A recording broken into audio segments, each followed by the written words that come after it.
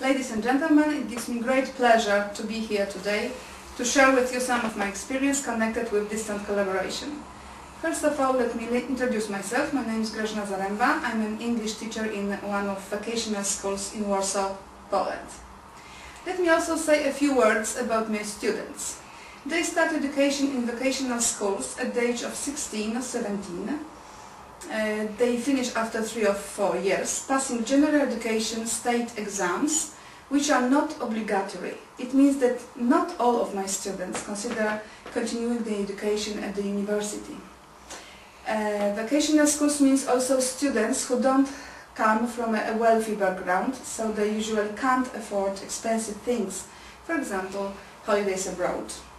Since 1996, in my school, we have got a student exchange program with similar vocational school from Hexter, Germany. Every year about 30 German students come to Poland in October, and the same number of Polish students spend a week in Germany in June. Before every visit, the students exchange mails, and during the visit they do a project on a chosen subject.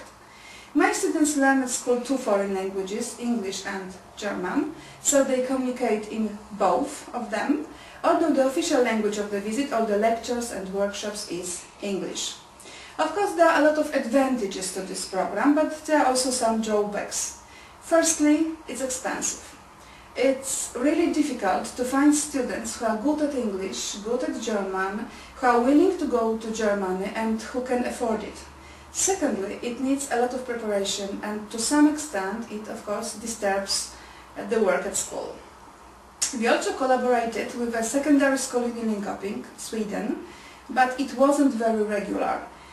From time to time we exchanged a student or two for a few days.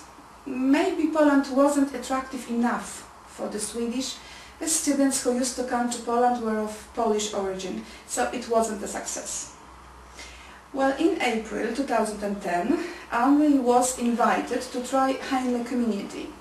I didn't have any experience in teaching using this kind of tool, and I didn't have much time since I had to finish my work till the end of May.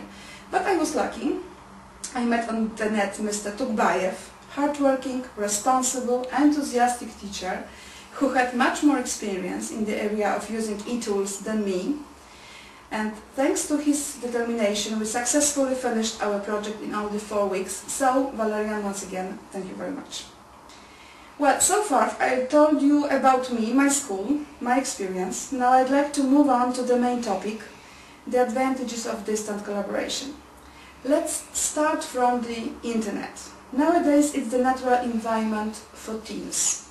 In Warsaw, every student has the access to the web at home. He chats online, he shops on the net, he has his profile on Facebook. So I think the teacher is like a manager in a trade company. He has to adapt his marketing strategy to his customers, I mean students. Of course, in order to sell his goods, so I mean knowledge. For my students, reading paper books is rather strange. I can like it or not, but I can't deny the facts. So if I want to be effective, I must use as many e-tools as possible in the class. To be honest, they are good for teachers too, because they are cheap, they are convenient. So far, communist programs in the European Union financially supported student exchange projects. Now they recommend internet collaboration. Personally, I liked working on Heinle Community because I gave my students the opportunity to communicate with people from other countries without spending any money, which was, in the case of my students, very important. Now, let us consider the idea of teamwork. A few years ago, teaching English in Poland was more grammar-oriented. Now the main goal is communication. It started just before joining the European community. Our students could use second or third conditional, of course, doing exercises. They knew the rules, how to build passive voice sentences, of course, doing exercises, but they had problems with speaking in everyday situations. As they needed English to work and travel, we should have changed our approach. Some teachers in Poland still have problems with accepting grammar mistakes, but I agree that unless people understand you, grammar mistakes aren't so important. Doing a project in a team requires a lot of communication, and it's an example of task-oriented teaching, which involves all language skills and enhances communication effectiveness. Moreover, teamwork means high motivation for every student. Those who are shy feel safer because they are in the group. Those who are outgoing have the opportunity to show off.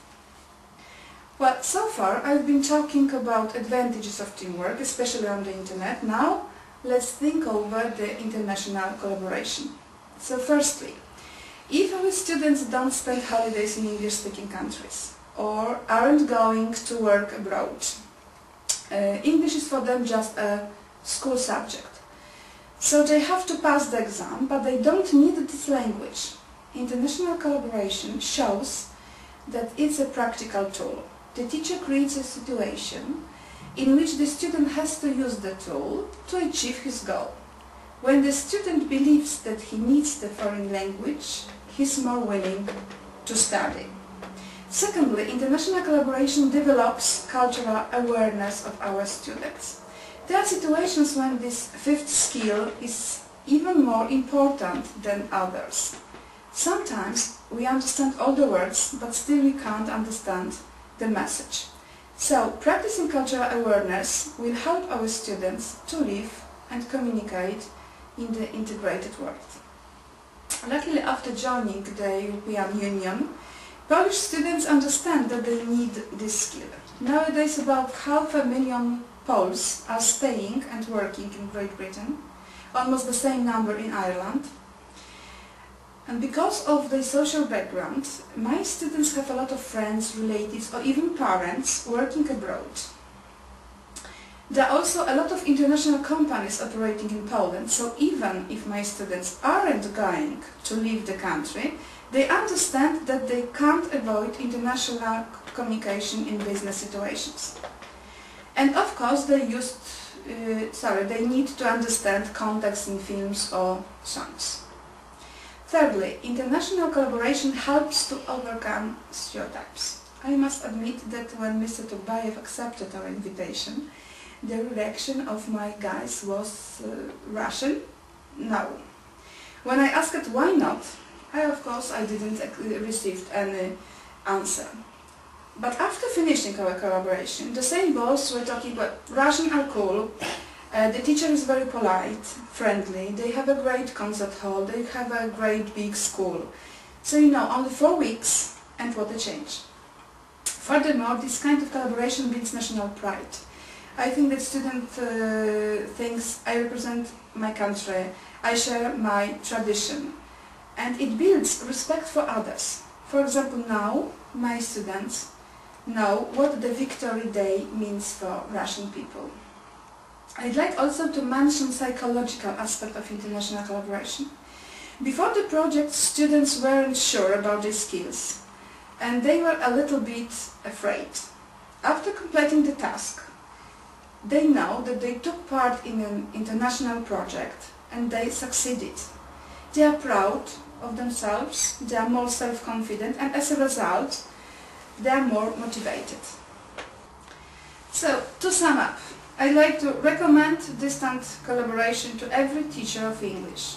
It's interesting for teens, it's a challenge for the teacher, and it adds some taste to our lessons. Next year I'm definitely going to work using Heine Community and hope to meet new friends, my Russian colleagues too, on the internet. Thank you very much for your attention.